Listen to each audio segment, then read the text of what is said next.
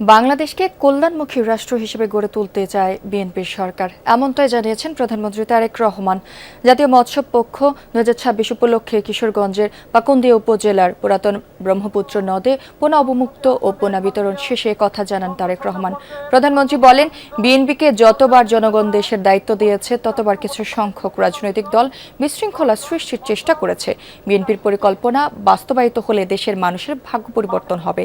যারা রাজপথে বিশৃঙ্খলা করবে এবং দেশের মানুষকে বিভ্রান্ত করবে তাদের বিরুদ্ধে রুখে দাঁড়ানোর আহ্বান জানান তিনি। শপথ নেওয়ার পর প্রথমবার কিশোরগঞ্জ সফরে এসেছেন প্রধানমন্ত্রী তারেক রহমান। দিনব্যাপী নানা কর্মসূচিতে অংশ নেবেন এবং সন্ধ্যায় ঢাকার উদ্দেশ্যে রওনা দিবেন তিনি।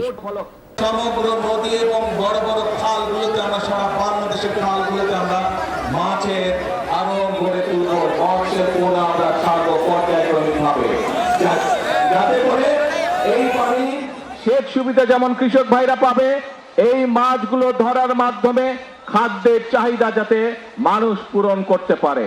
প্রিয় ভাই বোনেরা, এবং এই কল্যাণমুখী রাষ্ট্র করতে গিয়ে আমরা সিদ্ধান্ত গ্রহণ করেছি, বর্তমান সরকার সিদ্ধান্ত গ্রহণ করেছে যে নারীদের শিক্ষা অনার্স পর্যন্ত ফ্রি করে দেওয়া হবে, সকল খরচ সরকার বহন করবে।